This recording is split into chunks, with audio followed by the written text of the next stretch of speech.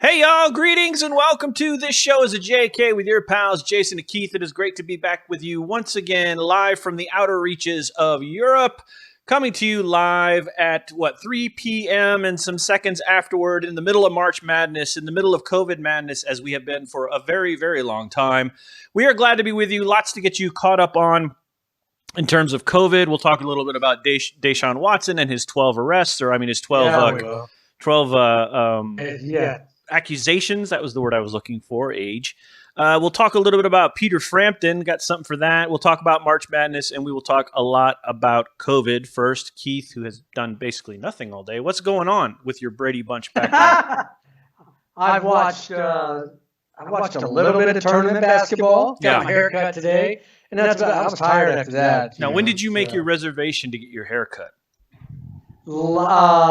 Not this past Friday, not 2 days ago, but a week ago Friday. All right, so you didn't have any because I problems. wanted to get ahead of the game. Yeah. So I'm thinking about actually returning to civilization and getting my own haircut rather than cutting my own hair. So I'm thinking about doing that. I just want to know if the wait's still crazy or if it's kind of like 1-2 days or whatever it is. Because you know what? Yes. When I went there today, people were walking right up. Saying, I don't have an appointment. Okay, no problem. We can get you. Okay, cool. We're back at that stage. Good. All right. That was at 11 o'clock this morning. All right, word up. That's good news. So the weather's been very zany since we last talked to you. I think in that one day, what was it, Tuesday or Wednesday, we experienced every type of weather except ball lightning. So it was winter, I think, that doing its last gasp before spring sprung on the 20th and got the whole thing kicked off. So let's see, who do we have? Aloha from Wet Swampy Hilo. There's Daniel Nathaniel. Dad says, hey, it's a balmy 65 in Pawtucket, and he's tanning. And why does Keith have an echo? I don't know why Keith has an echo. You'd have to check your system because he's not echoing in my ears, so it's fine. Because I am so good, I want you to hear me twice. It's so good at that. All right, folks. So let's get it started. Let's get the local hour started right now. So the local hour, as always, is always the first 20 minutes of the show. So just so you're clear, it's not an hour. We don't have that kind of time. We're busy fucking people. So the local hour is the first 20 minutes in which, hi guys, hey Ray. So the first, what we'd like to talk about is COVID. So we've been watching from afar over in the United States, and obviously that hasn't changed much, although I guess Miami was overrun by spring breakers or something like that. Please allow me to show you my shocked face. Yeah, let me see. They say you're echoing, and I'm not sure why. I made the joke. I don't know why. Let's see. I'm checking your audio. Do I have all my volumes turned down? Let's see. It's weird. Say something real quick. Hello. Checking on the echo, folks. Sorry about that. My headphones are in. My phone is down. I don't know what to tell you. All right. Keep talking. I'll work on the echo thing. I forgot what I was saying. I saw a meme, or I made a meme, actually, that said Germany slightly loosening restrictions, but maybe not. Right. Italy, lockdown. Right. The U.S., hey, it's spring break. Yeah, no joke. So yeah, I heard they were... People want to get back to their normal life, and you just can't yet. Sorry. Right.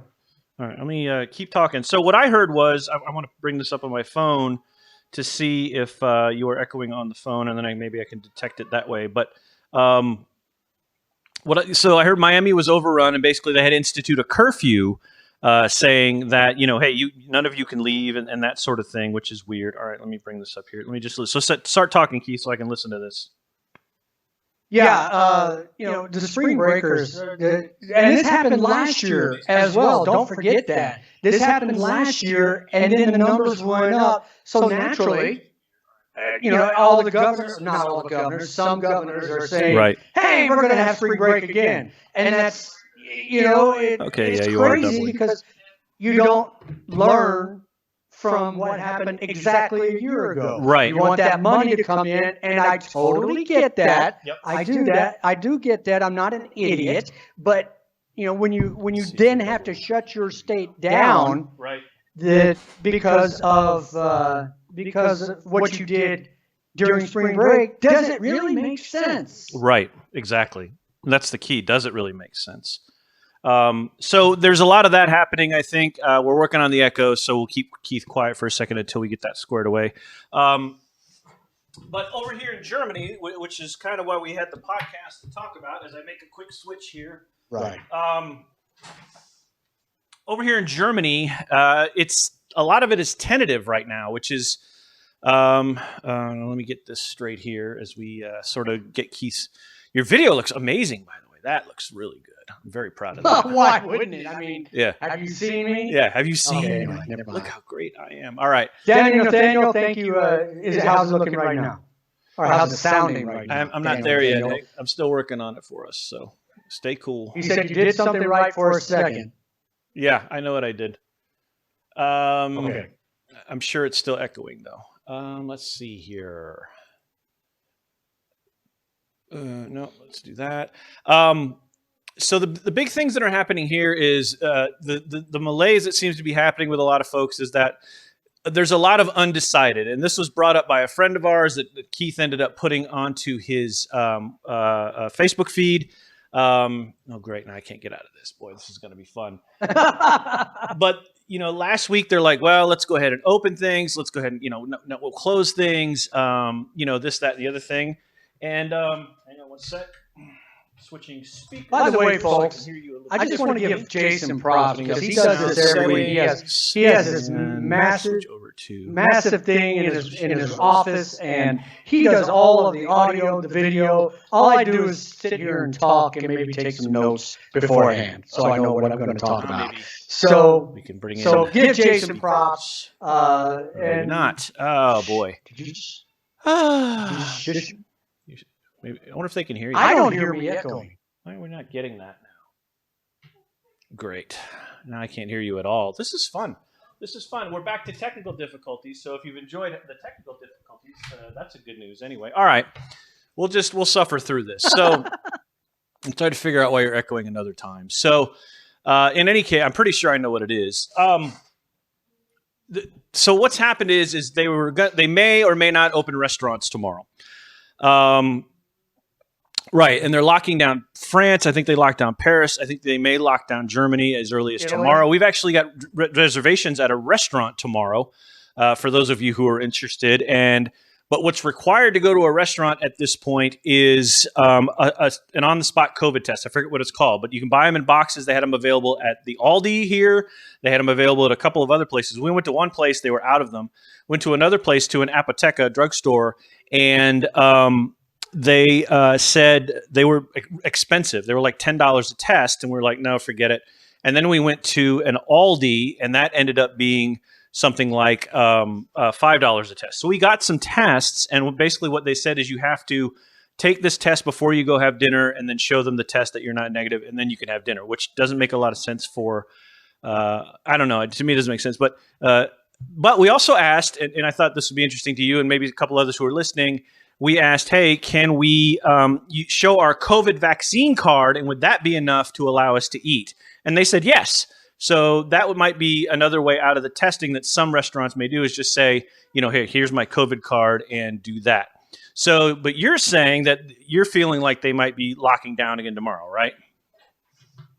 I think the biggest thing is, well, now I'm hearing me. In echo. I think the biggest thing is they probably, and this is just Keith's opinion, Keith's guess, won't go to the outdoor dining, right? Like everybody hopes. But it would not surprise me one bit, because you and I and people in the public affairs office and people throughout the building see these numbers every day, right? And they've been going back up. So it's tough to reconcile. Okay, I don't hear an echo. I don't hear me echoing anymore. So it's tough to say, and it's tough to reconcile that, hey, we're going to make it. Oh yeah, you're not going out anymore. That's a good point. For people to be closer to each other, outside dining, and open up stores fully and more kinds of stores. Right. When the numbers are going back up. Yeah, and that's one thing I will say is that the Germans, they may take a while getting around to it and make a meeting to decide whether they need to have a meeting, make a decision, and then have a meeting to make that decision, right, and all this and that. but they do take it seriously. Right. At least they're having those meetings. Right. But that's the point. Is I think a lot of people feel like Thanks, Jim. a lot of people feel like they're indecisive, and that it just goes on and on. I think the key differentiator right now,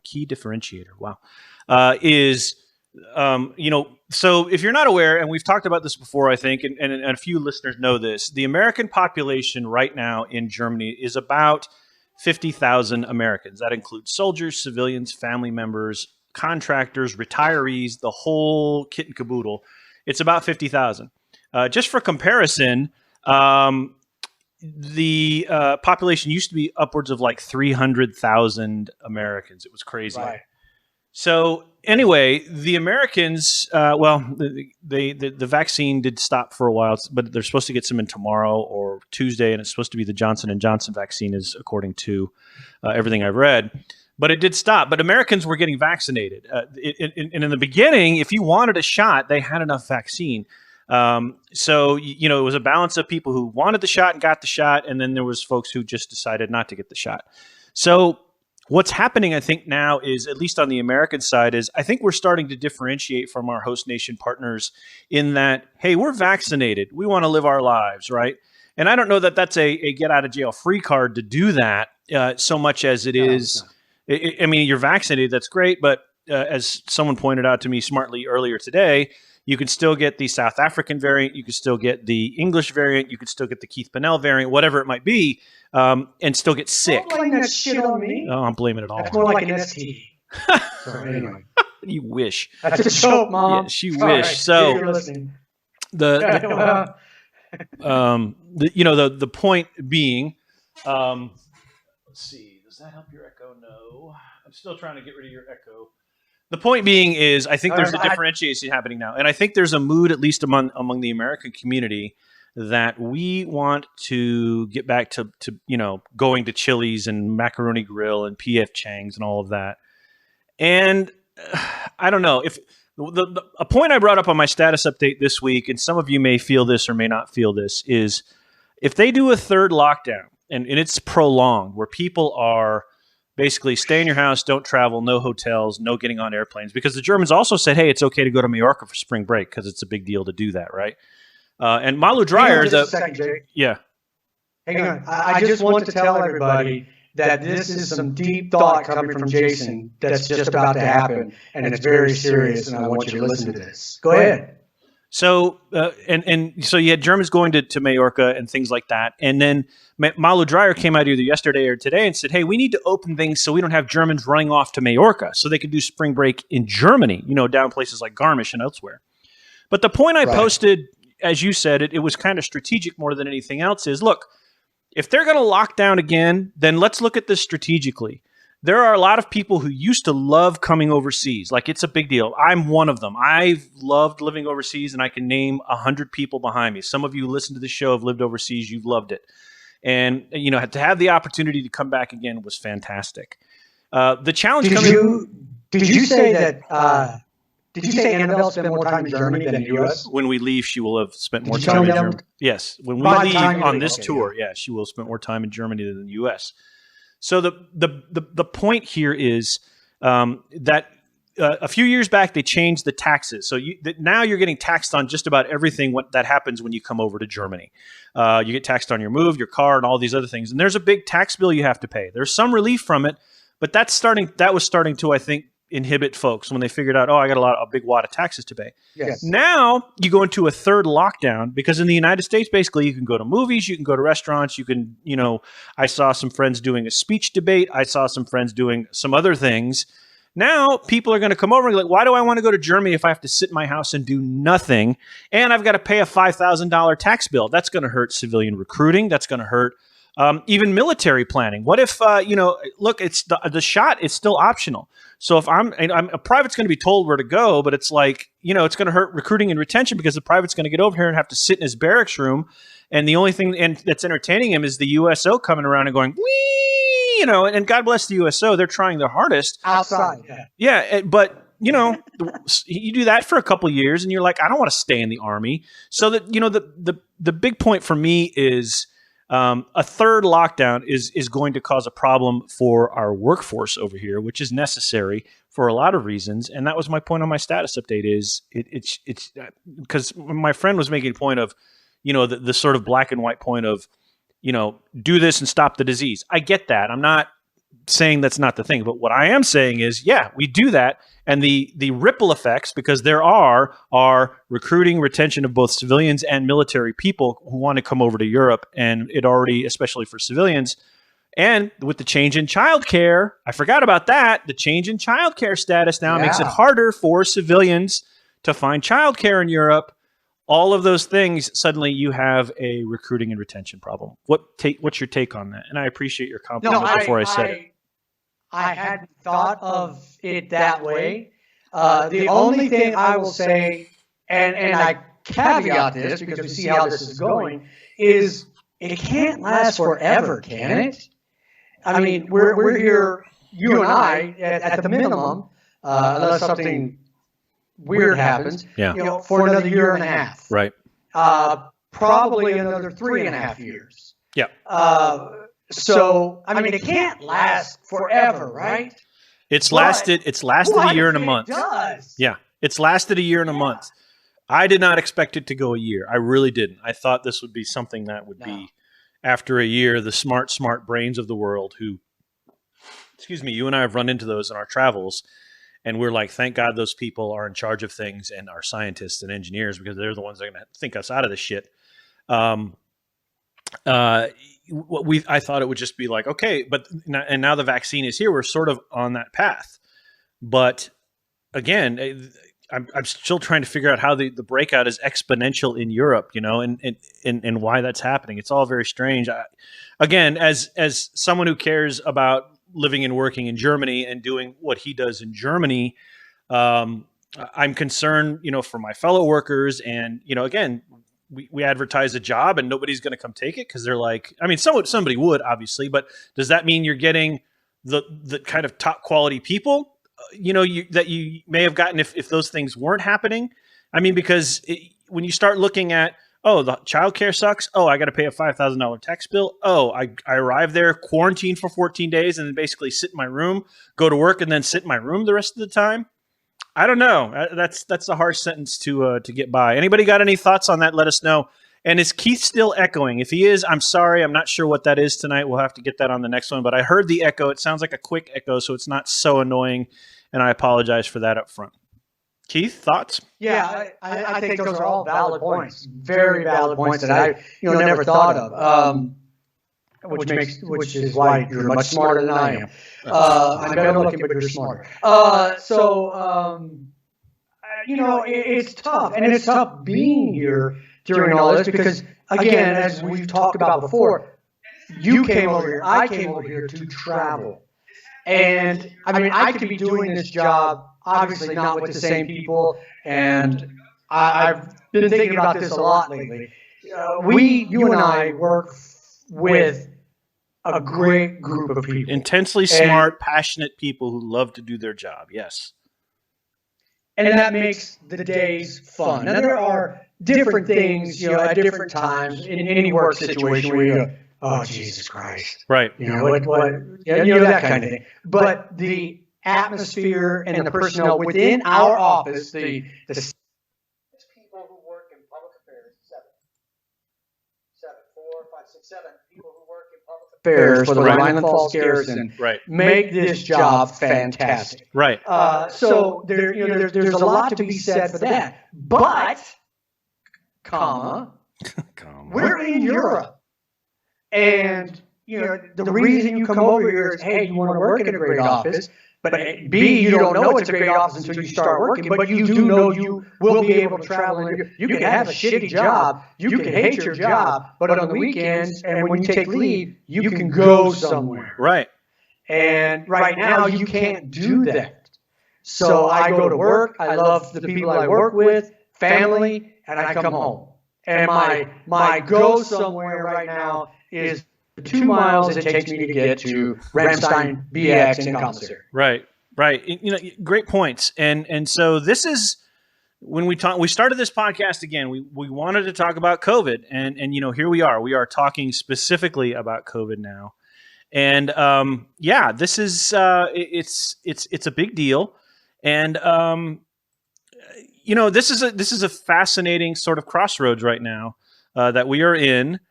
I mean, would you agree or disagree with that? Oh, it is yeah. And I saw a meme who said, you know what? Over this last year and a half, I'm tired of firsts. Right. I'm tired of the first global pandemic of this kind of thing, and I'm tired of this and tired of that, and I totally get it.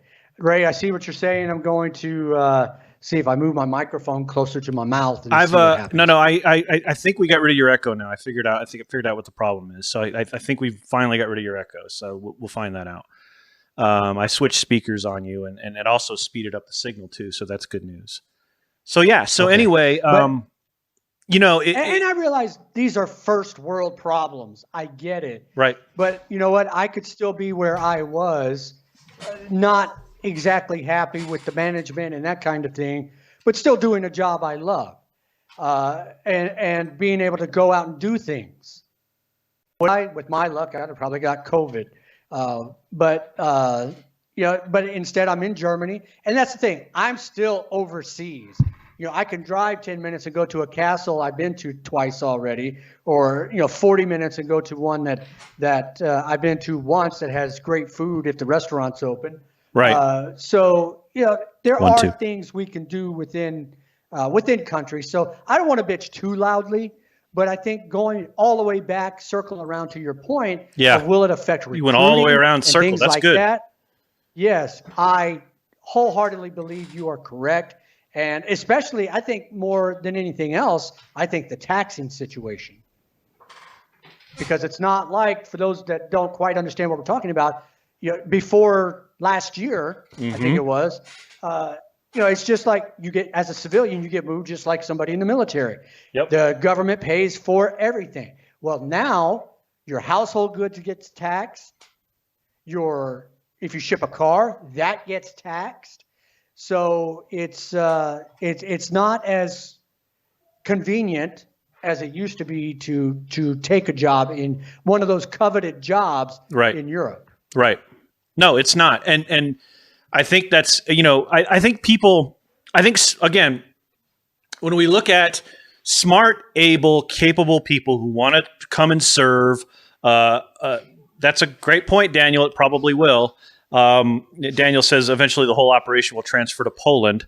And there was another good point earlier. Let me see if I can find that. No, for some reason we got to reset. But the great, smart people who want to serve, they also want an easy way in, right? They don't want it to be, because if they're coming in to serve the government, you're going to take less money. I mean, that's just a guarantee. You're going to take less money. Yes. So don't make it hard on me to come work for federal government when I can go out and make six figures rather on the private side, make double what I'm going to make. I'm willing to come in and do this for you, but let me go do, make it easy on me. And so we're going to tax you when you arrive. We're going to do this. We're going to do that. And that just tends to wear on people. You're watching this show and listening to this show as a JK with your pals Jason Tudor and Keith Pinnell.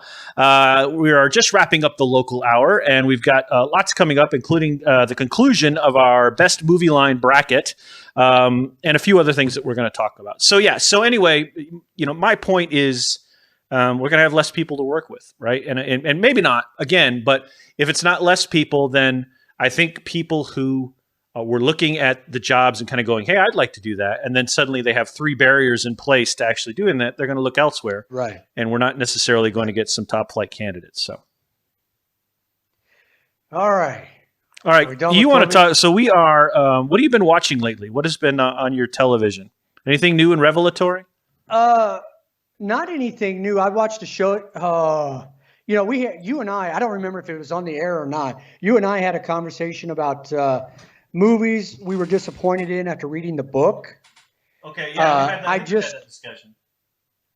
I just finished a book yesterday, and no kidding, I went to Amazon Prime to find something to watch on a Saturday night, and there was a brand new movie of the book I had just finished. Oh, really? A little bit scary, but but yeah, so I said, well, what the hell? I don't plan to like it, but I'll watch it. And I did not like it. They changed a lot of stuff. I did not like it. It tried to hurt me. Characters died in the movie that didn't die in the book. Right. And all this. And I counted this morning thinking back. I recognize, it's one of those, I don't want to say small budget, but it was, it wasn't a blockbuster type budget. And I recognized 3 people out of the whole cast. Wow. One was Andy Serkis, who played Gollum. And yes, Andy Serkis. Some other things. Yep. Another one was oh crap! I can't. 2 more people I recognized, not the main star. So anyway, it was. I hated it. I didn't hate it, but it was, Ruby Rose was in it. That was another thing. Ruby Rose was the main. I like Ruby Rose. Yeah, I do. I like me some Ruby Rose. She's great. And but which is a total character flop because the 2 main bad people were supposed to be brothers, right? Who are of Georgia, the country Georgia, yep. Russian descent that lived in Georgia. So they were mad at the SAS because the SAS trained these guys to quote unquote take care of the opposition, and then the SAS.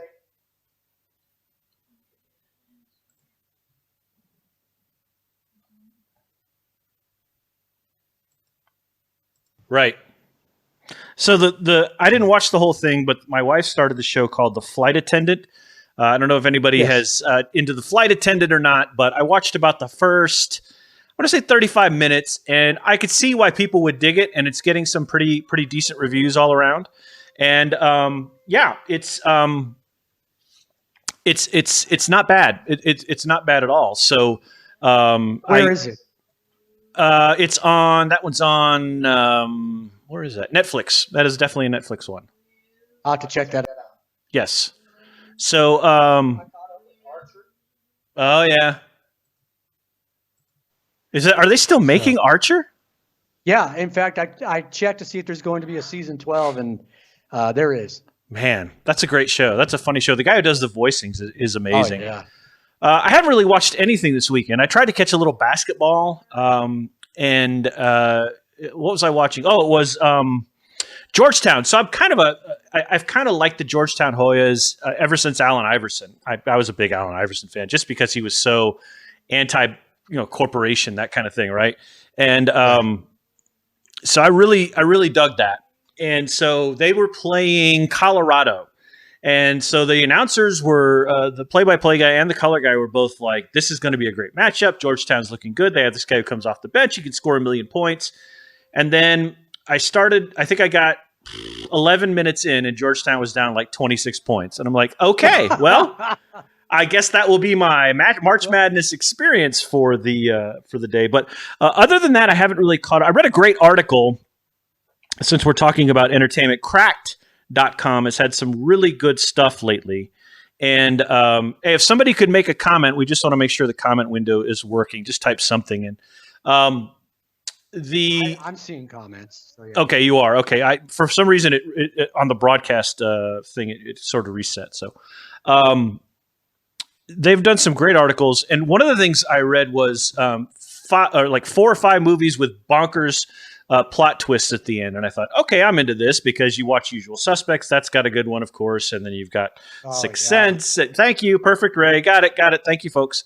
And so, all that stuff, right? So I didn't see the name of the movie, but it had, I can't even remember the names of the stars, but they were big. One of them was John Hamm. So there's a woman who's working in England or something like that, and another guy, and she's seeing him, and then John Hamm sort of comes in, and he's supposed to be like the guy who steals her away, and she wants him to do that. And the plot twist is that at the end is that John Hamm believes that he is a honeybee. Right. Like an insect? Yes, like an insect. Or is that a name I don't know? I'm going to hang on. Yeah, it's no. That's that he believes he's a honeybee. Wow. Yeah, let me look that up real quick. That's interesting. I know. So she's trying to be like, okay, John Hamm, do your thing. Wild Mountain Thyme He thinks he's a honeybee. Interesting. So Wild Mountain Thyme. I'm trying to see who else is in that. Christopher Walken, Emily Blunt. That's who it is, and Jamie Dornan. So A-listers for sure. Emily Blunt there, but that's the article I read there. I was doing a lot of reading this weekend. I was doing a lot of writing, so I didn't really sit in front of the TV too much. So not my thing. Anybody watch a good show? Chime in with your comments. We want to hear what you watched that you liked.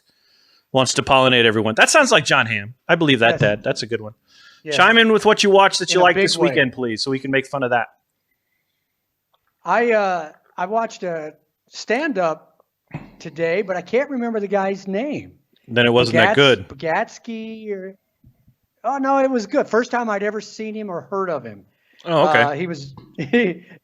He was performing at Disneyland, and of course, L.A., so he would stop every time a helicopter flew over. He goes, hold on. Falcon and Winter Soldier. Yes, Keith. I haven't. I guess that started, and then what's the other one that came out too? The Justice League thing. And my friends have been like, "You need to watch this," and I'm going to get to it. But as I explained to somebody, I did a podcast last night with my friend Ro Bushy, and we were talking about writing and sort of pathways to writing and so on and so forth. And he's like, "Have you seen it yet?" I said, "You know what? It's very hard for me to carve out a 4-hour block of time to watch TV. I've just got to be in the right mood. I always feel like there's something else I should be doing aside from watching TV." So, Falcon and Winter Soldier and Justice League. I just always feel like I got something else to do. That's all. That's the biggest thing. Yeah.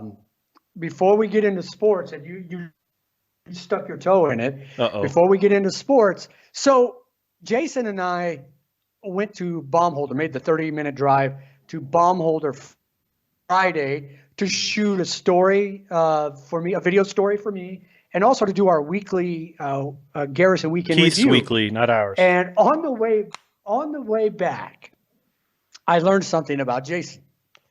So he knows I'm doing this, so it's not a surprise. Indeed. I felt I should ask his permission before I talked about this. I learned, so Peter Frampton's "Do You Feel Like I Do" came on.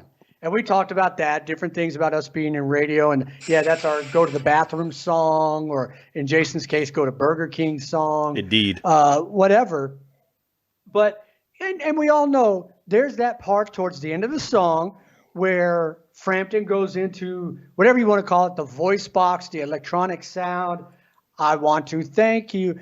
And imagine my jaw hitting my seatbelt when Jason went full on voice box. That's right. Imitating Frampton doing the voice box or vocord or whatever it's called. Yeah, whatever it's called. Please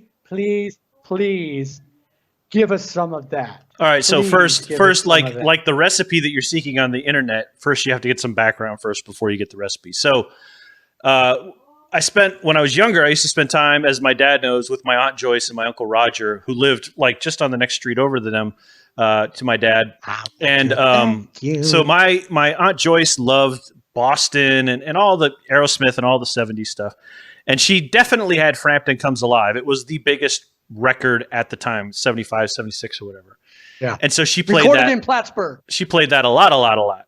And so what Keith is talking about is when I was an on-air personality in Plattsburgh, New York, for the widest broadcasting station in the area, WIRY, which no longer exists. When I would work my night shift, either two things would happen. Either I could play music all night and then do news and then sign off and go home, or I would do a Yankee game, which basically started at 7:05, ran up until about 11:05, sometimes earlier, sometimes later, do the news and go home. But if either way, if I did music, I would always plan a time where I would put on "Do You Feel Like I Do" it was on a turntable. And it was 14, which we discovered in the car, 14 minutes and 26 seconds long. That was just enough time so when you'd hear, I'd go, recorded in the Plattsburgh Fieldhouse, and then, "Do You Feel Like I Do" from Peter Frampton. I'd shut off the sound. I'd run out the door, and right outside of the radio station was a Burger King. You could take essentially 10 or 12 good steps, and you were in the drive-through, and then another 10 steps, and you were in the place. So anyway, I'd get my food and then run back all before the last guitar solo was done. It was a good deal. So anyway, yeah, I figured out how to do the voice recorder. So it's all I'm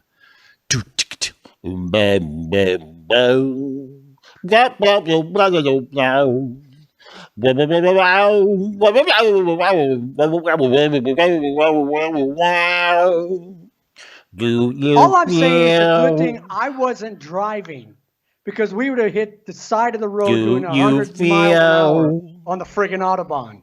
Like we do. I want to thank you. That's all right.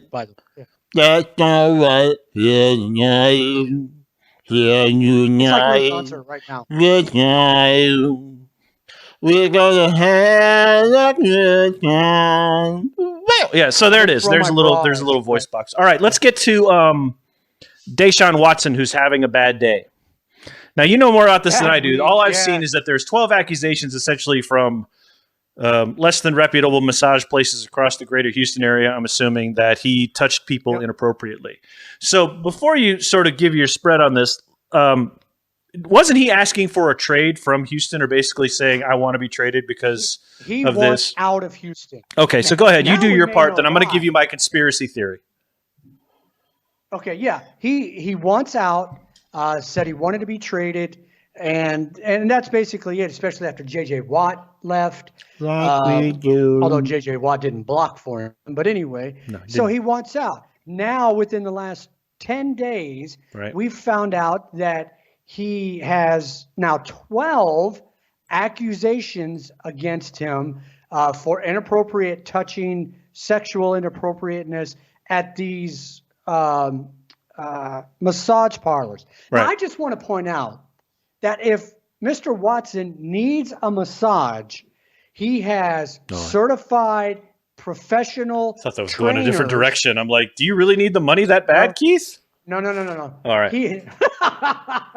No. He has personal trainers on staff that he could go to get wonderful massages. Welcome to everybody who's watching. Around to different to massage parlors, and apparently either asking or wanting or forcing or what have you, maybe a little extra experience there, and now he's getting in trouble for it. They're coming back on him. So this is interesting to me because he's been asking for a trade. He's been wanting a trade very much. He wants to get out, just like Watt got out, just like his best receiver who got traded got out, and he knows he's on an island there and he's going to rebuild. And he's a fantastic quarterback. He's a 400-yard, 3-4 touchdowns a game guy. I mean, he's a gamer. He's a great dude. He wants a happy ending to leave Houston. Yeah, exactly. Yeah.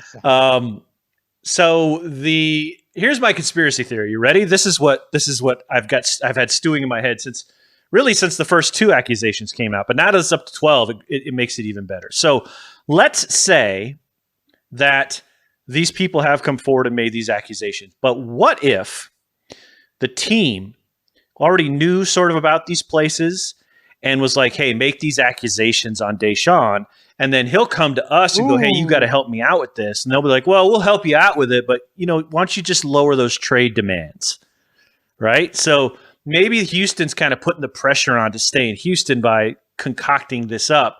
That's a conspiracy theory. That's not a real thing. So don't go crazy with that. It's just fun to think about, but it is what I think about. And it was the first thing I thought was Houston's trying to pinch him and keep him there, and that was the first thing I thought. So I don't know. That's probably not interesting. True. Yeah. See, it is interesting, isn't it? I was going the other way. He wants out because of that. He knew that was coming, but you went the opposite direction. My dad will tell you that's from what is that? Godfather 2, right? The senator finds himself in a brothel in Las Vegas with a dead hooker next to him. Hagen comes in and says, we can take care of all this for you if you'll just take care of some stuff for us. And then, they see the murderer in the next room, right? And he's like, has to close the door. It's the same thing, just with, masseuse hookers instead of dead hookers, and the team pressuring him versus Hagen pressuring him. So I don't think I'm wrong here. I think it's good stuff. You are listening and watching This Show is a JK with your pals Jason and Keith. We're going to talk a little March Madness before we get right to and finish up the one-liners bracket.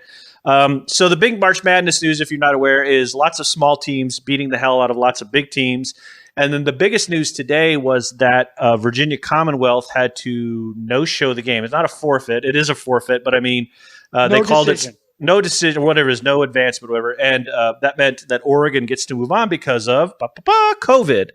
So COVID. The biggest surprise. How would you like to be those guys that caught it and cost your Virginia Commonwealth. I don't know how often they make the tournament, but they're like a once every 4 years team. They're a North Carolina or Coastal Carolina type team who punches that 15-16 number every once in a while. So always the fun team to have in, but you never expect to do Cinderella things, and then when they do, they do. How would you like to be those five guys that cost your team?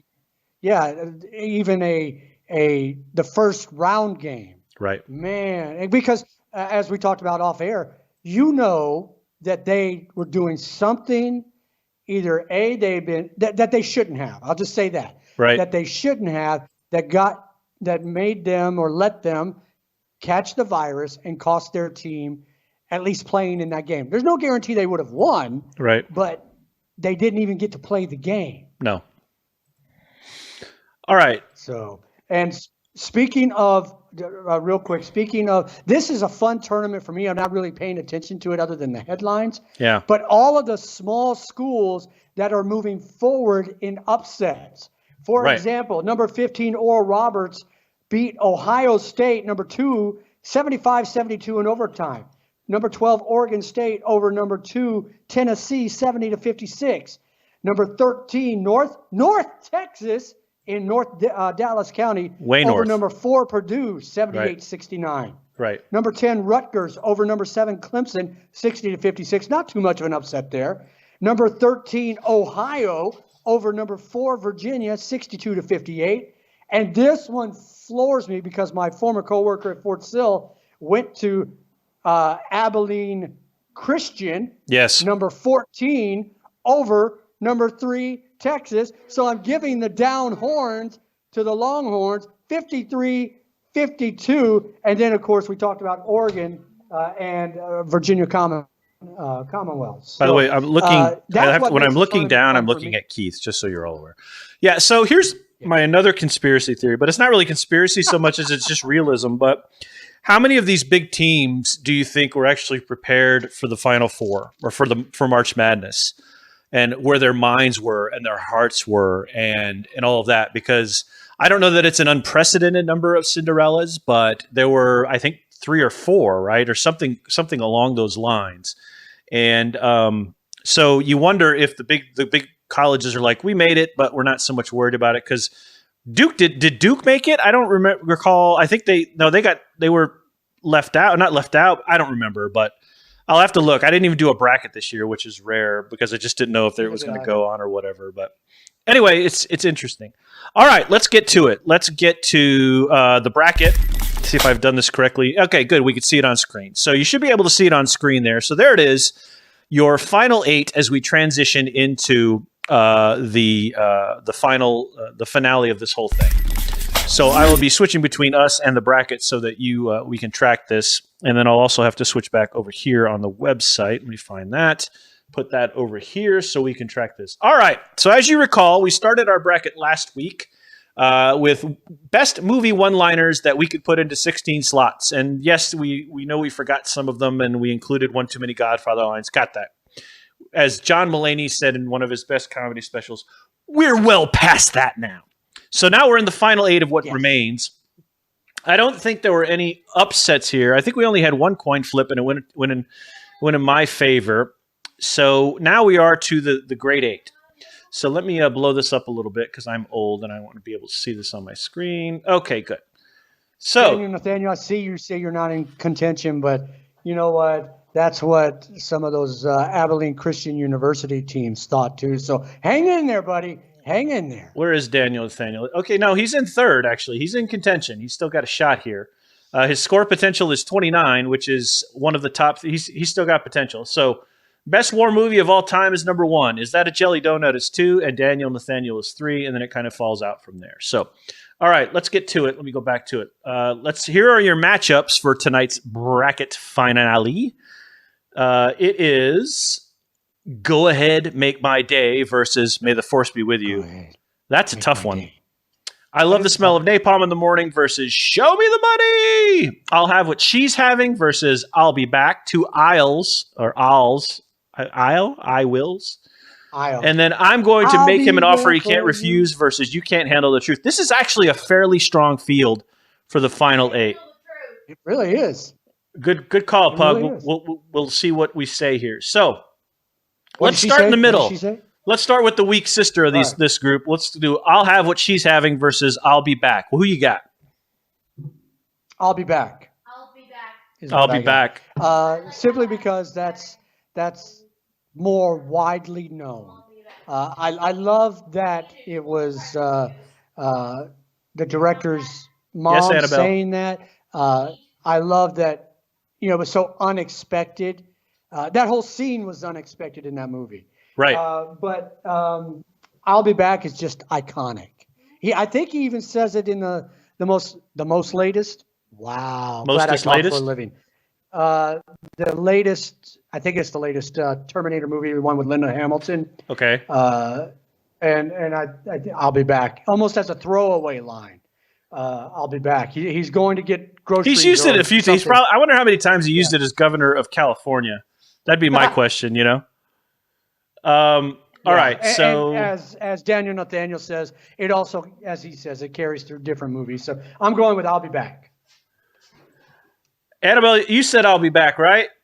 I believe I'll Have What She's Having and I'll Be Back for Out, but I'll Be Back is also a cool quote. Yep. So it's unanimous. We'll go with I'll Be Back because that's an easy one.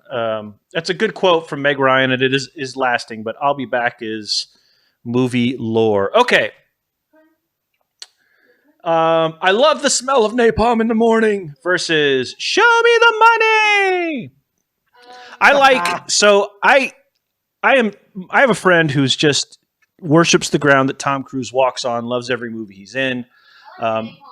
Jerry Maguire was one of those films that actually sort of eclipsed the Tom Cruise ego mantle type thing in the same way that Born on the 4th of July did and Vanilla Sky did. He had kind of a little renaissance somewhere, and then he sort of got, he had the Dance on the Couch thing.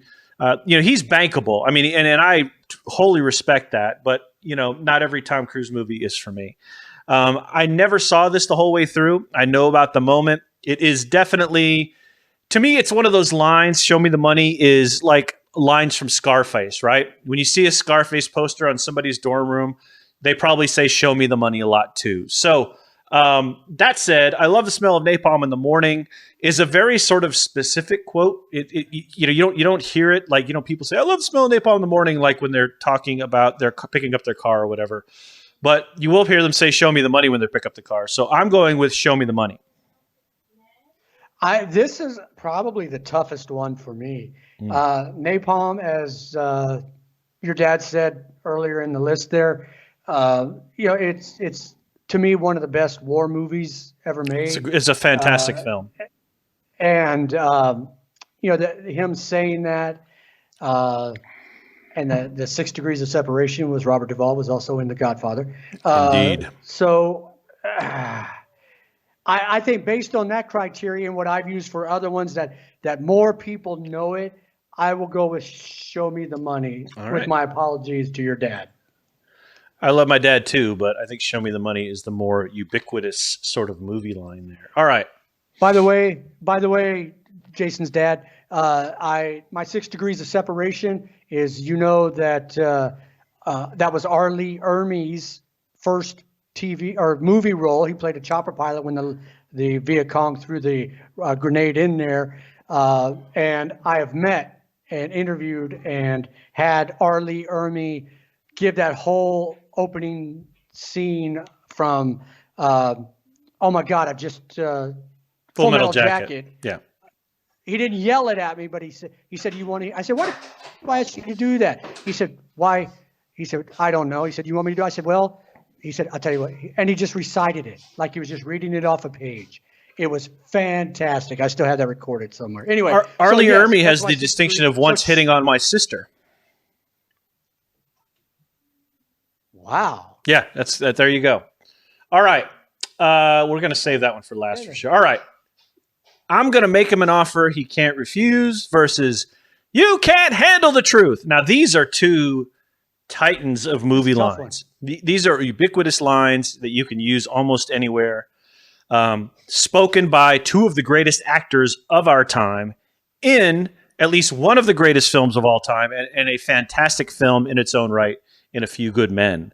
This is a showdown of epic proportions, so I'll let you lead the way. Great. And what we talked about last week is I've seen The Godfather once, I think. Okay. Now, I have seen A Few Good Men several times. Okay. And again, we go back, and I think this movie or this bracket is, I think you'll pick based on your generation.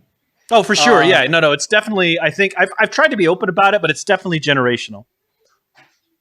Right. So an offer, an offer you can't, I'll make him an offer he can't refuse, is a wonderful, wonderful line, especially when you mix in, you see the horse's head in that movie. That's great. Actual horse head too. These guys are just, they are not screwing around, right? So when he says that, you go, somebody's going to die. Somebody else is going to die. That kind of thing. Now, You Can't Handle the Truth was just such a climax to that scene. It's the apex in A of Few the Good film. Men. Yeah. You're right. And that's what turns the film. You're exactly right. Mm-hmm. So between the generations who grew up with those movies, tough, right? I'm going with You Can't Handle the Truth. This is tough because I really love The Godfather. I think it's a fantastic film. I think knowing the background behind it, how they sort of had to get Brando, how Pacino almost got fired, how that was supposed to be Sylvester Stallone's part, I think, at one point, and how that was actually, and then before that, it was supposed to be James Caan's part.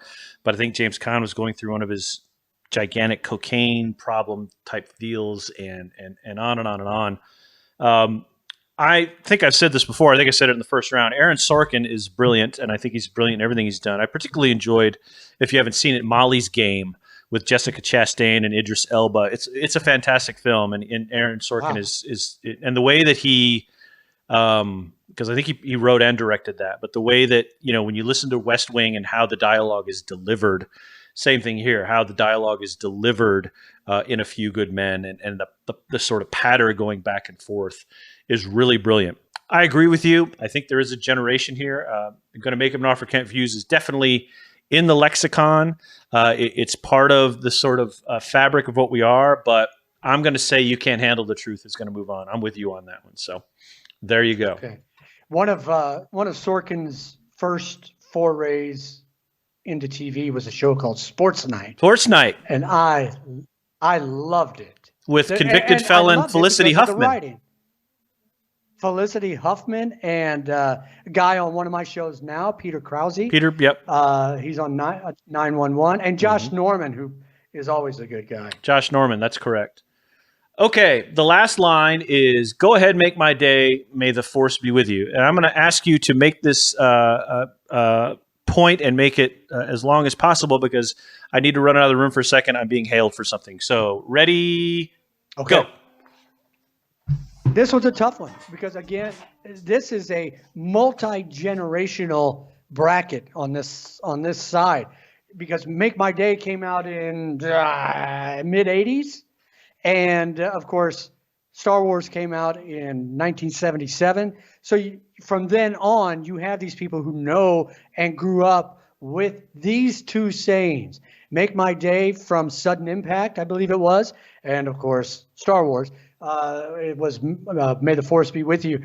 This one's not tough for me Make My Day is iconic. Clint Eastwood is a favorite of mine. Even the movies he's done lately, as he gets more cerebral and starts making more movies that make you have to think rather than just shooting. The Outlaw Josie Wales is one of my favorite movies ever. I will watch it whenever I come across it. That being said, Star Wars is Star Wars, man. And that's, you cannot get past May the Force be with you. My daughter, when she started comprehending movies and listening and understanding what she was listening to, would say, "May the Force be with you." It put tears in my eyes, really. And so, I'm here. You cannot get past the total. Everybody knows that "May the Force be with you" is a thing. And it's not just America. Sudden Impact, go ahead, Make My Day. You may have had some people in some other countries. It was released around the same time. I think Sudden Impact was released around 81 or 82. So it's not it's not that far off of Star Wars. So, I mean, you can't say that it's necessarily generational. Though the actor, when you talk about the actor, he may be a generational. Let me look it up real quick. I want to say it was mid-80s because I remember. I want to say 81. Wasn't it? 83. 81? Okay. It was 83. So yeah, not 5 years, 6 years. Yeah. Between Star Wars. Thank you, Daniel. But everybody and their mother, and as I just said, I was 7 years old in 1977. Watched Star Wars on a bootleg VHS on one of those VCRs my dad borrowed from a guy in Zweibrücken. Had the wood paneling on the front and the turn dials and all that, and it popped up. Beta. That kind of thing. That's how I first watched Star Wars, on a bootleg VHS in 1977. So me watching it in 1977, my sister watching in 77, her kids, my kids, and I'm sure if my daughter, I don't even want to put this in my head or out in the ether right now, if she has kids, they're going to know what "May the Force be with you" means. Yeah. So that's I've got true. to go with "May the Force be with you." Go Ahead, Make My Day was such a seminal line from Clint Eastwood. I mean, it was situational. It was just so perfect. It was so Harry Callahan. It harkened back to, you may be asking yourself now if I fired 5 shots or 6, and to tell you the truth, in all this commotion, I've sort of forgotten myself, or I'm paraphrasing, but I know that's close. So that gets his attitude right on, and so there's this guy in the restaurant, and he says, "Go ahead, make my day." And that's a great line. And you didn't hear anything but that line for like 10 years. I mean, it was incorporated into every ad campaign, every sports show. I mean, it was nuts. But that said, it's a great line, but it has sort of run its course. Now, it's not fair because Star Wars is a massive marketing juggernaut, and May the Force be with you is on every piece of plastic toy and everything else in some form or other that's Star Wars. You can't see it, but my B-wing's hanging up right there, right? So you're right. It's incredibly ubiquitous. And it doesn't have the same application. You go home, I don't go, "Hey, okay, Keith, may the Force be with you." But, there are certain situations at work where you would definitely say, "Go ahead, make my day," where it's kind of like, all right, what else could happen next, right? But that said. And as Daniel Nathaniel says, President Reagan used that line. Yeah. So, and he also invoked Star Wars, and George Lucas almost sued the United States government. Actually, I think he did sue the United States government and sort of won for using Star Wars. But anyway, and I used to know the lead scientist for Star Wars, but that's another thing. So I'm going to go with "May the Force be with you" as well, only because it's, again, I'm as much of a Star Wars nut as I am. I can't not. Although I really, I just think those are two fantastic movie lines. All right, we're in our final 4 now. Let's see where we are with our predictions. And I don't usually do this for the 4, but we broke this up into 2 weeks, so we got to go with here. All right, guess who is our new leader? That would be Matthew. I'm guessing that is our friend Matt Davis, who we see every once in a while, but he is up and in first place. Is that a jelly donut from whoever is invoking Full Metal Jacket? Best war movie of all time is third, and Daniel Nathaniel still in the hunt with and is tracking in fourth. Let's see. Picks potential. Yeah, Matthew's got a great shot at winning this. So anyway, that's where we're at. Okay. Let's wrap this up, my friend. We don't need a lot of discussion. We've hashed these things over all the time. I'll be back versus You Can't Handle the Truth. I'll be back. All right. Looks like we get a coin flip. We get a coin flip for the first time. Really? Yeah. Let me get a coin. Say something important to the 10 people who are joining us. Hey, everybody. How are you? Thanks for joining us. Make sure you share this so your friends can watch us and be interested. Make sure you follow us on all the places that Jason always talks about. That has our show. Thank you. All right. Hey, Pug, can you come here a second? All right. We're going to have Annabelle verify this.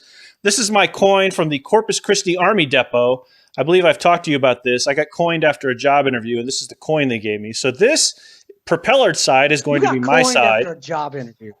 And this is going to be your side, the one with the big eagle on it, okay? So this is my side. Okay. Right, Pug? This is Annabelle. Everybody wave to Annabelle. And this is Keith's side, okay? Okay. All right, I'm going to flip. You ready? 1, 2, and Annabelle will announce it. 1, 2, 3. I believe that's your side. That's my side. Propeller wins. Son of a... Keith loses I haven't another won in a while. Should I go now? So I said, yeah, you can go. All Thank right. you, honey. I appreciate you verifying it for us. You can't Thanks, handle the Annabelle. truth. Moves on. Oh, hey, you forgot your sheep. My what? Your sheep with the authentic knife thing. All Yeah, right. no. Just leave it on the floor. It's not an authentic knife. All right. Okay. May the force be with you versus show me the money. Force be with you. No contest. Everyone knows where May the that's force from. be with you. May the force be with you is the no contest. Absolutely. I couldn't agree with you more. All right, we're here. May the force be with you versus You Can't Handle the Truth. Conflicting. Again, no contest. To me, it's may the force be with you. I'm going to take the other side and put You Can't Handle the Truth just to be. You may bust some brackets here. So AB's not coming back, but here we go. I'm on the propeller side. You're on the eagle side. You ready? Yeah.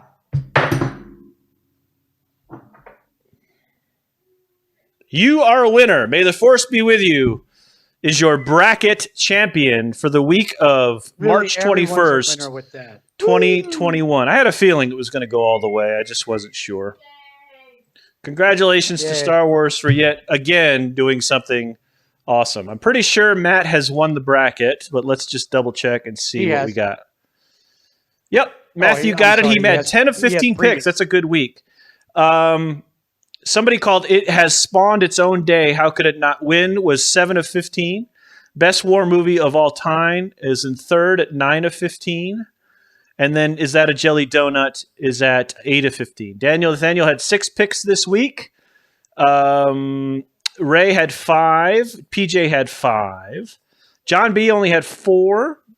And then down the line there. So that's it. That is your bracket. So next week, my dad did have an idea for a bracket, but it's Keith's turn, so I'm going to let him come up with the bracket, and he will have that inputted on Tuesday or Wednesday, so you can have the rest of the week to vote on it. All right, we need to wrap this up. Any final thoughts on COVID or Deshawn Watson or anything else, or any shout-outs or anything like that?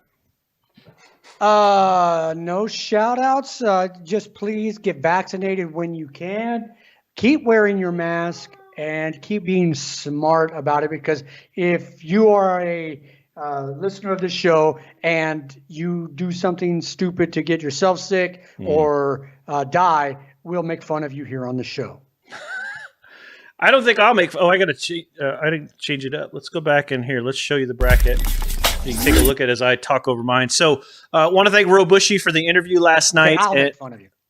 Thank you, Ro Bushy, for the interview last night. I will have that podcast up and available soon. Just talking about writing in general. He's written 6 books, so I can't even compete with that. He's an amazing dude. He's written these wonderful fantasy books, and he's doing a great job with that. Plus, he's still working for the VA, so that's very cool. Keith Hewen getting ready to open a comic book store. Shout out to my friend Keith, my partner on the comic. Wow. We're getting ready to start that journey again this week. We're excited about that. Shout out to that. And yeah, this COVID thing is we're in a strange place with it right now. So especially being Americans, a large community, the largest American community outside the United States, and being 50,000 Americans in Europe, this is going to be an interesting time over the next 2 or 3 weeks. Because the other piece of that I forgot to mention, and just to kind of put the bookend on that, is if there's a third lockdown, how many people are going to want to curtail their tours, and how many family members are going to want to do an early return of dependent type thing, you know? So there's always that too. Daniel Nathaniel says, my strategy was by going by badass remarks. That's a good strategy. I would have... PJ said AB got fired. She's never fired. She always has a job with the Tudor Corporation. And Dad said, bring IT. What do we need IT for? I'm sure he means bring it, but when he I just said capitalized. we'll make fun of you. All right, everybody, we are off the air. We're all done. Thank you for joining us again. Keith, wave to the people and say bye-bye. We love you all. Take care. We'll see you next week. Bye-bye. Bye-bye.